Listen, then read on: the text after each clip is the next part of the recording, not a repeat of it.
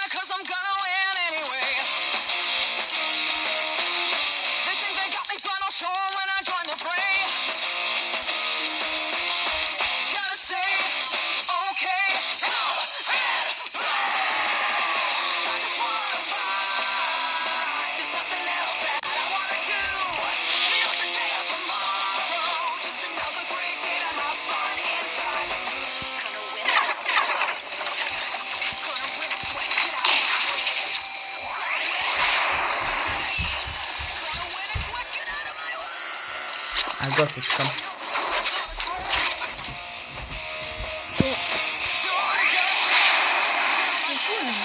Of course, I did the illusion. I have lots of characters.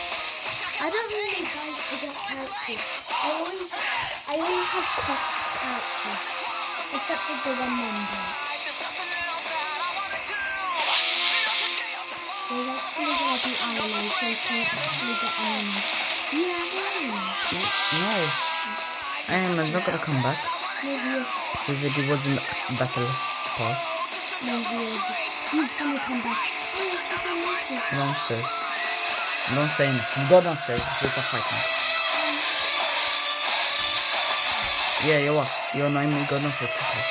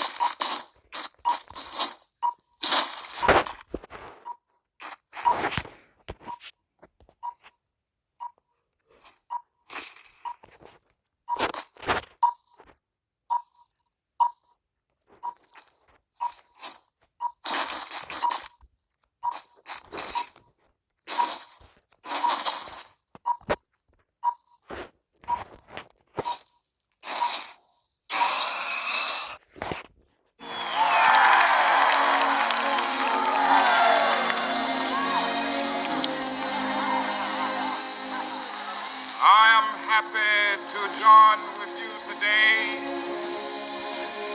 in what will go down in history as the greatest demonstration for freedom in the history of our nation.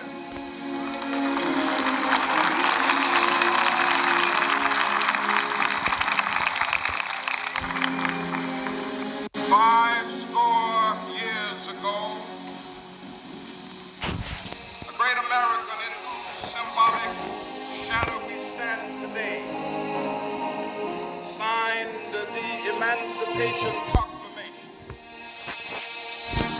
This momentous decree came as a great beacon light of hope to millions of Negro slaves who had been seared in the flames of withering injustice. It came as a joyous daybreak to end the long night of their captivity. But 100 years later, the Negro still is not free. 100 years later, the life of the Negro is still sadly crippled by the manacles of segregation and the chains of discrimination. 100 years later, the Negro lives on a lonely island of poverty in the midst of a vast ocean of material prosperity. 100 years later, the Negro is still languished in the corners of American society, finds himself in exile in his own land. So we've come here today to dramatize a shameful condition. In a sense, we've come to our nation's capital to cash a check. When the architects of our republic wrote the magnificent words of the Constitution and the Declaration of Independence, they were signing a promissory note to which every American was to fall heir. This note was a promise that all men, yes, black men as well as white men, would be guaranteed the unalienable rights of life, liberty, and the pursuit of happiness. It is obvious today that America has defaulted on this promissory note insofar as her citizens of color are concerned. Instead of honoring this sacred obligation, America has given the Negro people a bad check, a check which has come back marked insufficient funds.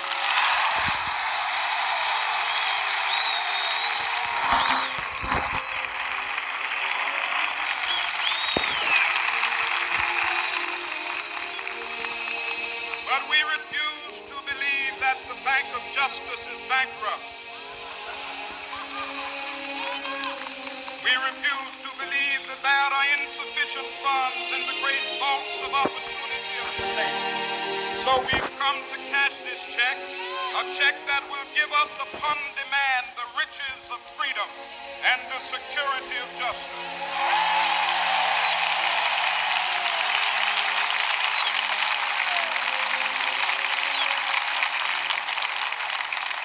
We have also come to this hallowed spot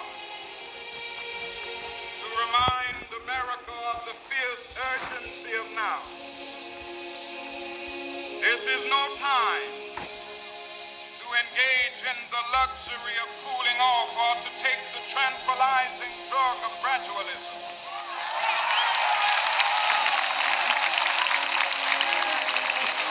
Now is the time to make real the promises of democracy. Now is the time to rise from the dark and desolate valley of segregation to the sunlit path of racial justice. Now is the time to lift our nation from the quicksands of racial injustice to the solid rock of brotherhood. Now is the time. A justice a reality for all of God's children. It would be fatal for the nation to overlook the urgency of the moment.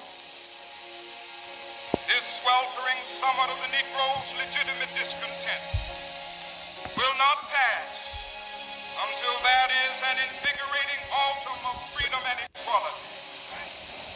1963 is not an end, but a beginning. Those who hope that the Negro needed to blow off steam and will now be content will have a rude awakening if the nation returns to business as usual.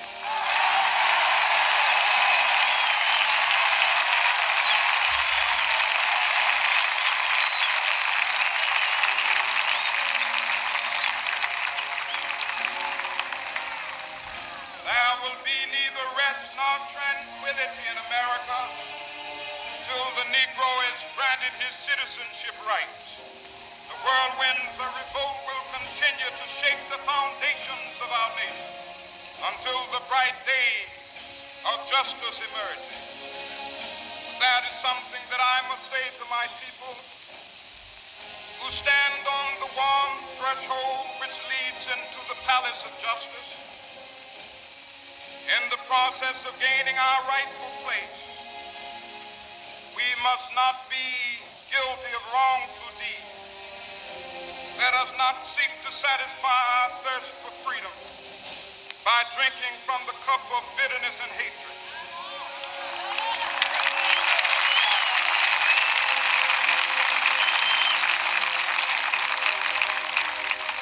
We must forever conduct our struggle on the high plane of dignity and discipline. We must not allow our creative protests to degenerate into physical violence. Again and again, we must rise to the majestic heights of meeting physical force with soul force. The marvelous new militancy which has engulfed the Negro community must not lead us to a distrust of all white people. For many of our white brothers, as evidenced by their presence here today, have come to realize that their destiny is tied up with our destiny.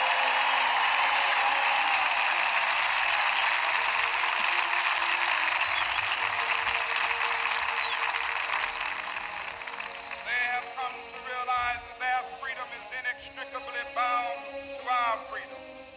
We cannot walk alone. As we walk, we must make the pledge that we shall always march ahead. We cannot turn back. There are those who are asking the devotees of civil rights, when will you be satisfied? We can never be satisfied as long as the Negro is the victim of the unspeakable horrors of police brutality.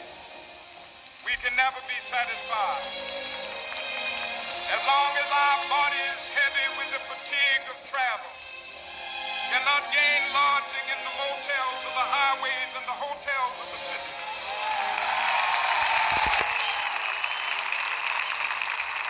We cannot be satisfied as long as the Negro's basic mobility is from a smaller ghetto to a larger one.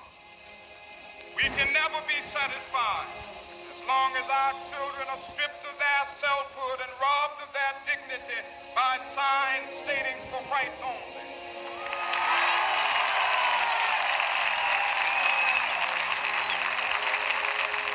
We cannot be satisfied as long as the Negro in Mississippi cannot vote and the Negro in New York believes he has nothing for which to vote.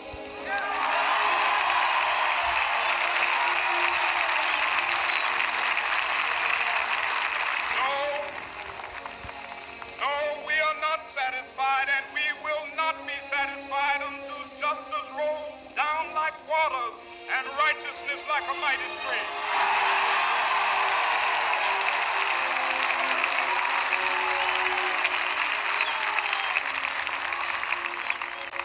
I am not unmindful that some of you have come here out of great trials and tribulations. Some of you have come fresh from narrow jail cells. Some of you have come from areas where your quest for freedom left you battered by the storms of persecution, staggered by the winds of police brutality. You have been the veterans of creative suffering. Continue to work with the faith that unearned suffering is redemptive. Go back to Mississippi.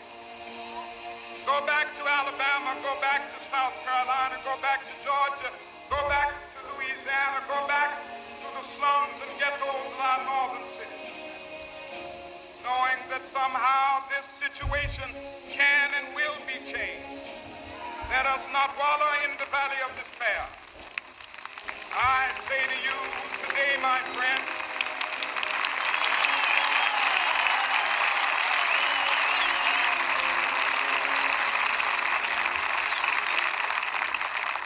so even though we face the difficulties of today and tomorrow, I still have a dream. It is a dream deeply rooted in the American dream. I have a dream. One day, this nation will rise up, live out the true meaning of its creed. We hold these truths to be self-evident that all men are created equal.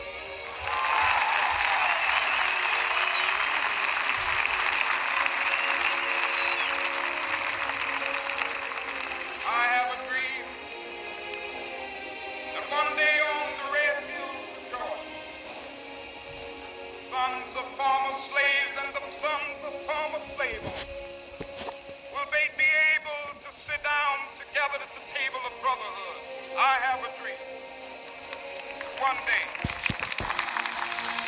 even the state of Mississippi, a state sweltering with the heat of injustice, sweltering with the heat of oppression, be transformed into an oasis of freedom and justice. I have a dream.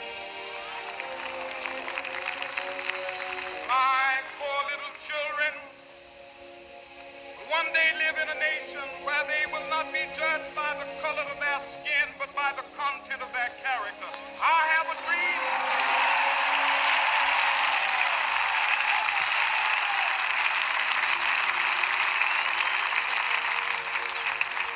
I have a dream that one day, down in Alabama, with its vicious racists, with its governor having his lips dripping with the words of interposition and nullification, one day right there in Alabama, little black boys and black girls will be able to join hands with little white boys and white girls as sisters and brothers. I have a dream today.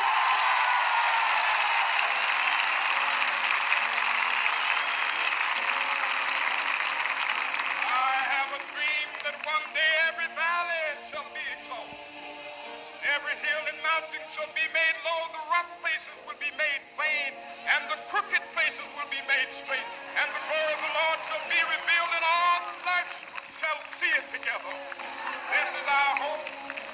This is the faith that I go back to the South with. With this faith, we will be able to hew out of the mountain of despair a stone of hope. With this faith, we will be able to transform the jangling discords of our nation into a beautiful symphony of brotherhood. With this faith, we will be able to work together, to pray together, to struggle together, to go to jail together, to stand up for freedom together, knowing that we will be free one day.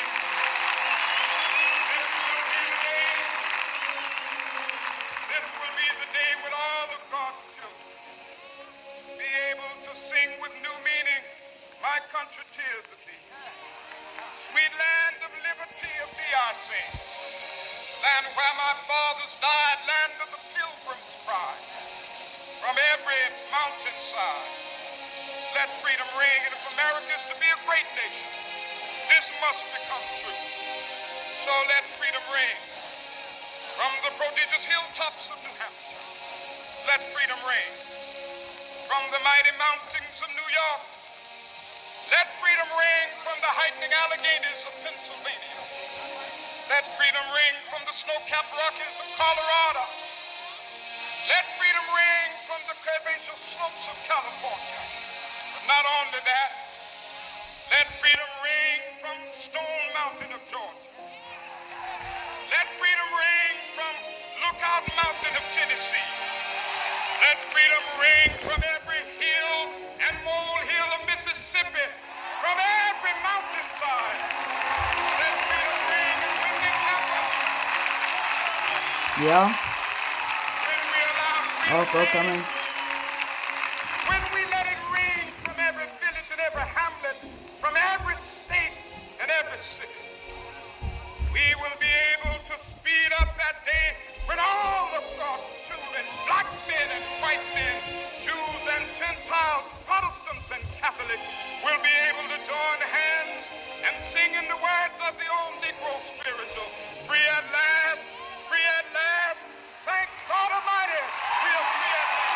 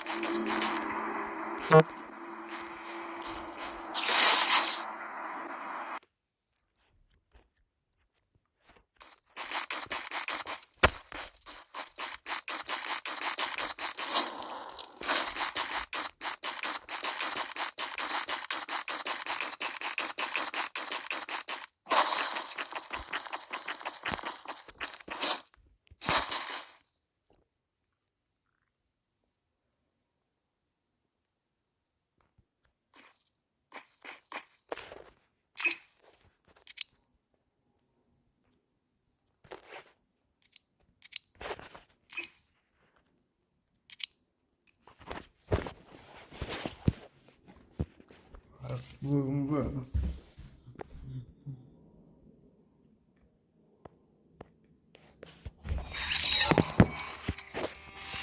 I'm Kiara, I got something to say. I'm Kiara and I'm coming to play. I'm Kiara, I got something to say. I'm Kiara and I'm coming to play.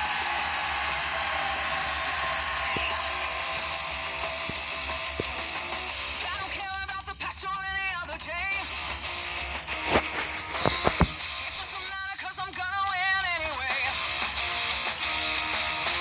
They think they got me, but I'll show 'em